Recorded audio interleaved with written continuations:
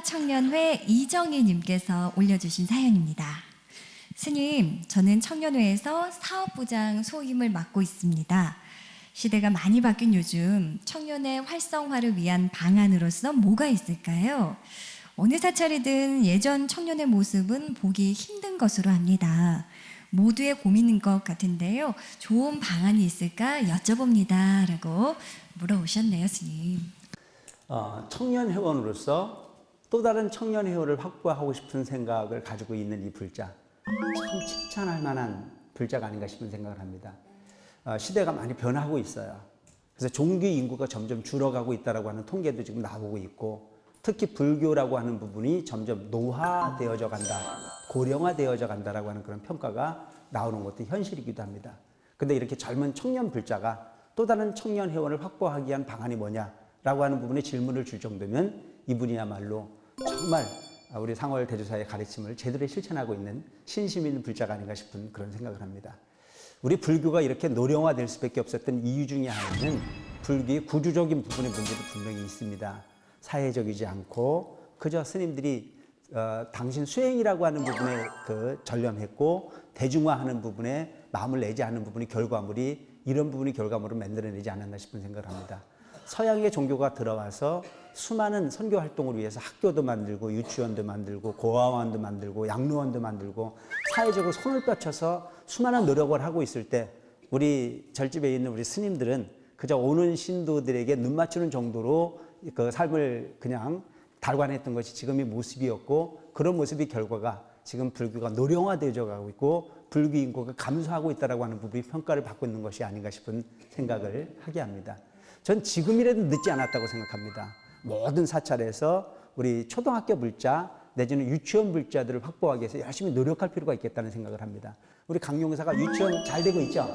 바로 이런 모습의 어떤 행위가 대단히 중요한 부분이고, 특히 어린이 포교를 위해서는 정말 금전적인 부분을 아끼지 말고 끊임없는 지원을 해낼 필요가 있지 않겠나 하는 생각을 합니다. 그리고 학생의 포교라든가 이런 부분도 역시 마찬가지로 아이들에게 처음부터 기도하라고 가르치면 안 되는 거예요. 특히 우리 노보살님들이 보면 손자 손녀를 가지고 법당에 데리고 오는 경우가 있어요. 그럼 아이들이 와서 떼어야 안 떼어야? 뛰어놀게 내부둬야 돼요. 부처님은 친구 같은 부처님이 돼야 되거든요. 근데 우리 보살님들은 당신 기준으로 아이들에게 교육을 시키면 뭐라고 교육을 시키냐면 네가 뛰면 부처님께서 벌 줘 이러거든요. 그럼 부처님은 벌 주는 분이 돼야 안 돼요? 부처님은 벌 주는 분이 아니고 따라서 복 주시는 분이에요. 부처님은 복 주시는 분인데도 불구하고 부처님이 무슨 벌 주는 분이라고 아이들한테 이야기를 한다면 그 아이들은 절에 가고 싶은 생각이 없어져 버립니다. 그러니까 아이들이 법당에 오거든 법당에서 뛰어놀 때는 그 아이들을 칭찬할 수 있도록 하시기 바랍니다. 아시겠죠? 힘이 있어 좋다.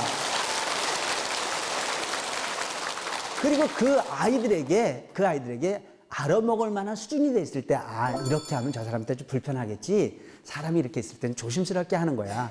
그리고 부처님에게는 너에게 한없는 복을 주는 그런 큰 스승이신데 네가 뛰면 그렇게 좋아하진 않으실 것 같아. 조금 우리가 조심스럽게, 그리고 부처님에게 이렇게 정성스럽게 절을 해보자. 이렇게 가르치면 아이들도 복을 받는 방법을 알기 때문에 본인에게 잘 되는 부분을 잘 설득하면 받아들일 수 있을 텐데도 불구하고 무조건 옛날에 우리 어렸을 때 울기만 하면 순사가 잡아간다고 그랬어요, 안 그랬어요? 부처님은 순사 같은 분이 아니야. 청년회원이라고 하는 부분도 마찬가지예요. 그 행성에 주지를 할 때에 유치원을 처음 만들었어요. 그때 그 유치원을 만들어서 그 어머니들에게 내가 그런 교육을 많이 했던 것 같아요. 지금은 갑갑한 게 전혀 없을 거다. 지금이야 뭐 답답하겠냐. 미래를 위해서 준비하는 게 우리가 신행생활이다. 지금이야 아이 유치원 정도 다닐 정도가 되니까 아마 깨가 쏟아질 거다. 근데 이 아이들이 중고등학교 정도가 가면은 아이들이 많은 욕구가 생길 거다.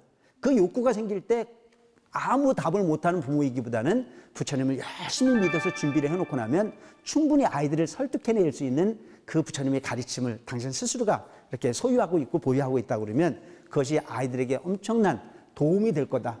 그리고 그 나이쯤 되면 남편이 슬슬 실증을 내낄 때도 있을 거다. 그 실증을 낼 때쯤 되면 그 남편으로부터 지혜롭게 가족으로 돌아올 수 있도록 지혜를 만들어내는 부분도 필요한 부분이 반드시 있을 텐데, 그때 부처님 가르침이라는 자체가 아주 기묘하게 써질 때가 있을 거다. 이런 얘기를 내가 했던 적이 있어요. 그분들이 전혀 연락이 없다고요.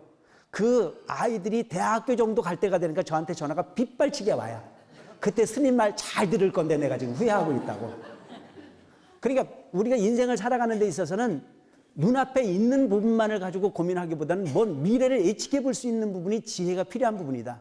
그래서 저는 청년 불자들에게 이런 미래를 위해서 우리가 미리 준비되어 줄 수 있는 철학적 사고의 주인공이 될 수 있도록 하자라고 하는 부분에 손을 내밀고, 그래서 사찰이라고 하는 부분도 역시 마찬가지로 우리 종단 같은 부분은 불자, 우리 신도들이 주인이 돼서 움직이고 있는 이런 사찰인 만큼 바로 기성세대들의 간부님들께서 젊은 불자들에게 끊임없는 투자를 소위 의지를 가지고 노력을 하시고 그들을 잘 포용해서 안을 수 있는 부분으로 20년, 30년의 미래를 보고 소위 손을 내밀 수 있는 그런 포교의 주역이 된다면 아마 불교의 청년의 불교의 미래는 암울하지만은 않을 거라는 생각을 합니다. 많은 관심과 참여로서 여러분들이 자녀분들에게 몰아가지 말고 넉넉하게 포용해서 안을 수 있는 그런 지혜로운 불자로 거듭나기를 바라겠습니다. BTN